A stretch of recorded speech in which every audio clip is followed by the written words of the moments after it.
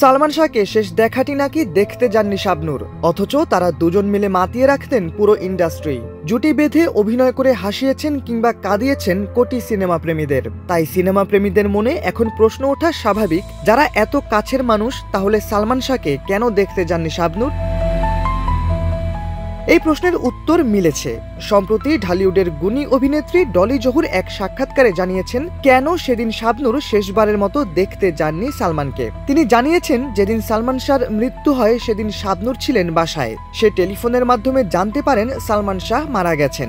ডলি জহুর জানান, শাবনূর আর তার বাসা ছিল খুবই কাছে। সিঙ্গাপুর থেকে ফেরা শাবনূরকে তিনি দেখতে গিয়েছিলেন, আর তখনই খবর আসে সালমান শাহ মারা গেছেন।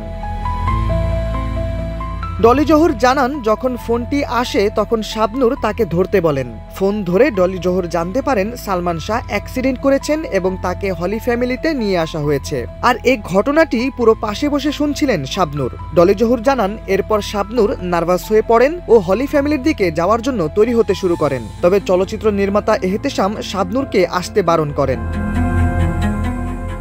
শাবনূরের এমন পরিণতি দেখে তাকে বের হতে নিষেধ করেন ডলি জহুর। তিনি বলেন, শাবনূর অনেক কান্নাকাটি করছিল এবং দ্রুত বাসা থেকে বের হতে চাইছিল, কিন্তু ওর মা বাসায় না থাকায় আমি ওকে বের হতে দেইনি। এরপর এহতেশাম ফোন দিয়ে আরো বলেন, শাবনূরকে বাসা থেকে বের হতে দিও না, তুমি ওকে আটকে রাখো। ডলি জহুর জানান, সেদিন রাত 12টা পর্যন্ত আমি শাবনূরের বাসায় ছিলাম।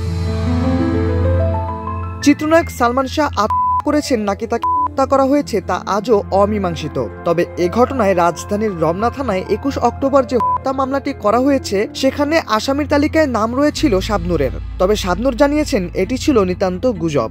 মামলা হওয়ার পর সময় যত গড়িয়েছে তত জলঘোলা হতে থাকে। আরও একে একে মুখ খুলতে শুরু করেন সালমানের সময়কার শিল্পী ও কলাকুশলীরা।